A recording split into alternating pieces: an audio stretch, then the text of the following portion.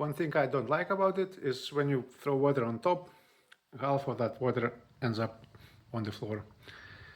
This is because probably it's very narrow and top stones are getting very hot, and it happens like a geyser effect when steam from the bottom pushes water, let's say, back. I added already the sheet of copper on the back to prevent from the splashing and prevent my glass from heating. It would be better probably to use stainless steel, but the copper looks very nice, let's say, in combination with stainless, and it's actually the map of your heat. So in the bottom you basically can touch with the hand, where this kind of reddish color is already 100 degrees. Then it goes to purple, to blue, to green, to yellow, and where it's red is already 400 degrees. Maybe on this heater you're supposed to throw water only on the side, but I like it to do that on the top. The other problem I see is that those heating elements are exposed to water. This is the construction of a heating element. Here is a metal tube. It's filled with magnesium oxide, and in the very middle is a wire or a spiral of nickel chrome compound. So this middle layer basically keeps that wire in the middle and insulates it electrically. It also prevents from oxidation. These elements break basically when the crack appears in this layer and the wire gets oxygen. Then the resistivity of the wire increases.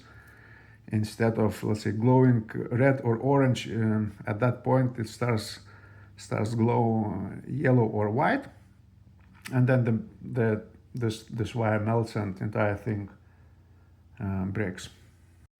Now, what happens when you throw water on elements? Let's say I have a graph.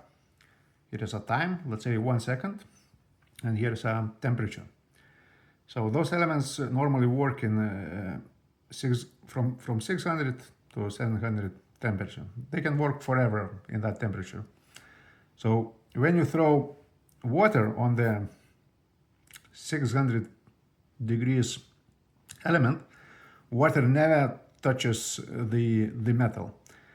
There is a kind of thin layer of steam in between metal and water. So and the temperature drops pretty slowly, well, relatively slowly in that 1 second time frame. When the temperature reaches around 250 degrees, then that thin layer of steam disappears and water sticks to the metal, and here is kind of a rapid drop in temperature to water boiling temperature. So and this is the moment when all those cracks appear. I removed this middle part. It's basically a reflector, empty inside, and I will replace it with this structure. Those brackets are laser cut from stainless steel, 9 of them. Here is a very stiff net from stainless and very fine net, and there is a kind of copper funnel on top. So it will work like this. When you throw water on top, this funnel will direct water to the middle. Then here will be a lot of bouncing between stones and net. This net will be transparent for steam, but also will not allow water to get to the elements. So all that, let's say, instant evaporation and sticking to the metal effect will happen on the net, not on the elements. So this middle net will cool down very quickly. So it will create that water sticking effect, and water will run down while boiling. Also, this funnel will direct airflow, let's say, from the top stones. So the top stones will be cooler than before. So the purpose of those stones on top is only to heat up the water close to boiling. point, and then the steam, let's say, steam will happen inside this structure. About these stones, I think 1/3 in the bottom I will fill with bigger stones for air freely to flow in, to be sucked in this heater. In the middle we'll use medium-sized stones, and here below that funnel will be big stones again.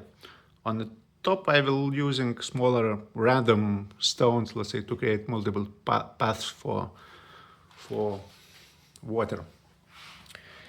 Here in the middle I will try to select flat stones and position them vertically, that the water could go as deep as possible in that area. Only one concern is about the copper here. It might be too hot, so in the future maybe I will replace that part with a ceramic one.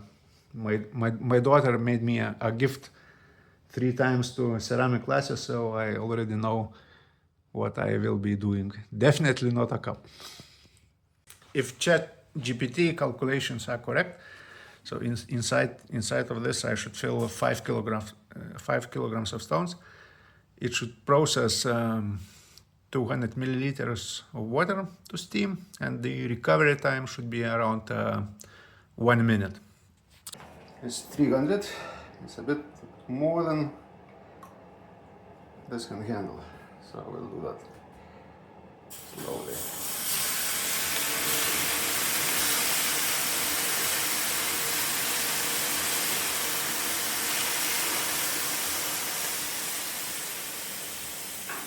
No splashing, that's good. We'll do the fast one. This is also 300. See where the steam comes from.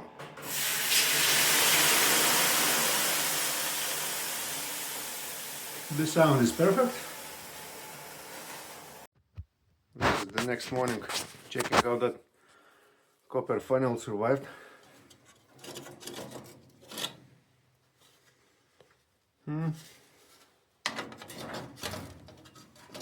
I will try ceramic anyway.